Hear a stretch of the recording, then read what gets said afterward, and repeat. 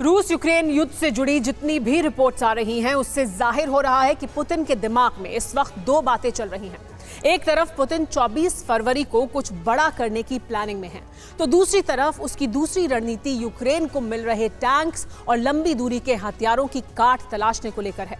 रूस ने किसी और देश से टैंक खरीदने की जगह अपने ही देश में टैंकों का प्रोडक्शन बढ़ा दिया है। रूस में टैंक बनाने वाली फैक्ट्रियों में इस वक्त दिन रात काम चल रहा है। टारगेट यह है कि युद्ध में जितने टैंक नष्ट हुए हैं उतने ही दोबारा बना लिए जाएं, ताकि आने वाले महीनों में रूस पश्चिमी देशों के टैंकों का मुकाबला बखूबी कर सके।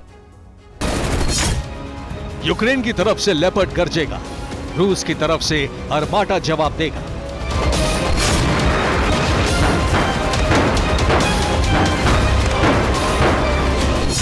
इधर से चैलेंजर गोले दागेगा, उधर से आर्माटा टैंक हमला करेगा।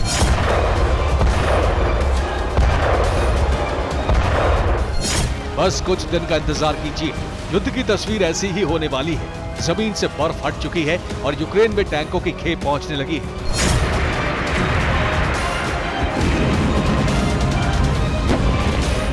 भारी भरकम टैंक के बीच ऐसा घमासान शुरू होने वाला है कि बारूदी धमाकों से जमीन कांप उठेगी।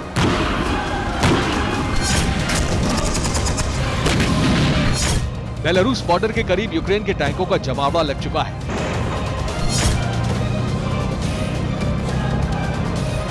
यूक्रेन को बेलारूस से ही फ्रेश अटैक का खतरा है।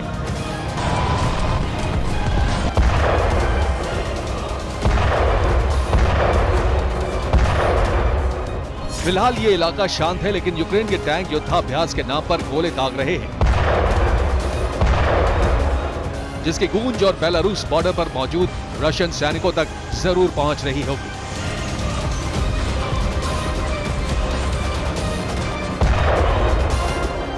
पश्चिमी देशों के टैंकों का जवाब देने के लिए रूस में विशेष अभियान चल रहा है। पुतिन के करीबी और रूस के पूर्व राष्ट्रपति दिमित्री मेदवेदेव ने टैंक के कारखाने का दौरा किया है। मेदवेदेव टैंक की प्रोडक्शन को तेज करने के मिशन को परखने पहुंचे थे। मेदवेदेव ने साइबेरियन शहर ओम्स्क में टैंक कारखाने का दौरा किया। रूस के सभी टैंक कारखानों में प्रोडक्शन को तेज किया गया है। यूक्रेन को मिल रहे टैंक्स को काउंटर करने के लिए रूस में विशेष प्रोडक्शन अभियान चल रहा है।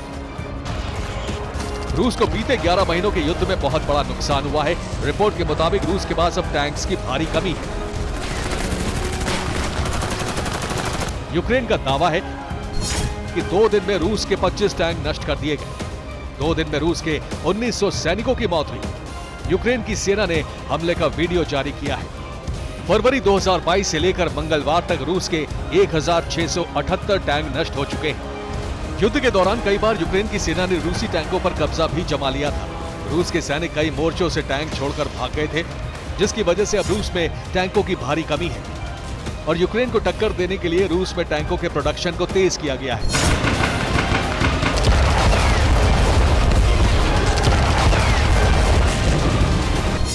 यूक्रेन का दावा है कि अक्टूबर के बाद यूक्रेन ने 440 रशियन टैंक्स पर कब्जा जमाया है। यूक्रेन के सैनिकों ने रूस की 650 बख्तरबंद गाड़ियों पर भी कब्जा जमाया है।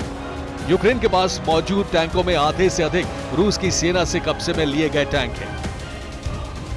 रूस अब नए सिरे से हमले की प्लानिंग कर रहा है, इसलिए टैंक्स का निर्माण तेजी से चल रहा है। रूस के तमाम कारखानों को 24 घंटे चलाने का ऑर्डर है।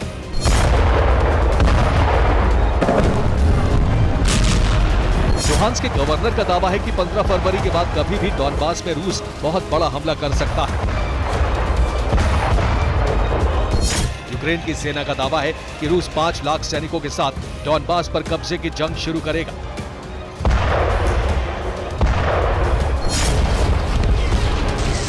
यूक्रेनी सेना की खुफिया रिपोर्ट के मुताबिक रूस ने हमले के लिए बहुत बड़ा इंतजाम भी किया है।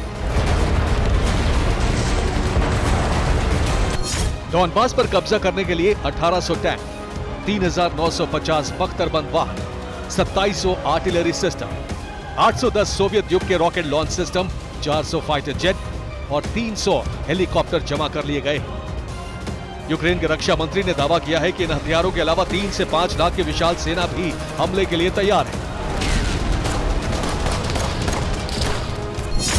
यूक्रेन के रक्षा मंत्री के मुताबिक रूस के नए सैनिक पूरी तरह से ट्रेंड भी नहीं हैं। ऐसे में यूक्रेन के पलटवार में रूस की सेना के आधे से ज्यादा लोग मारे जा सकते हैं। दावा यह भी है कि अब तक के युद्ध में रूस ने 1,35,000 सैनिकों को गंवाया है। सैटेलाइट इमेज से खुलासा हुआ है कि रूस ने एक बड़ी डिफेंस लाइन तैयार की है। नीपर के पश्चिमी तट से बेलारूस बॉर्डर तक रूस ने टैंक और सेना की तैनाती कर दी है।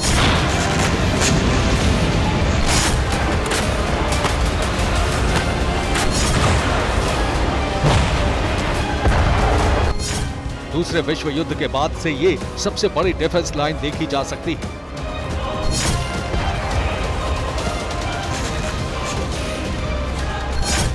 माना जा रहा है कि ये सब लेपर्ड, चैलेंजर ब्रैडली और AMX-10 जैसे विध्वंसक हथियारों के प्रहार का मुकाबला करने की तैयारी है।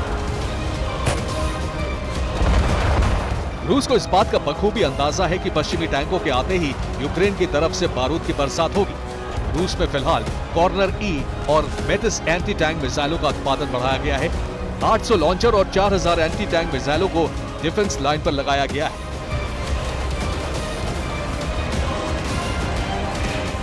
Bureau report, TV9 Bharatvarsh.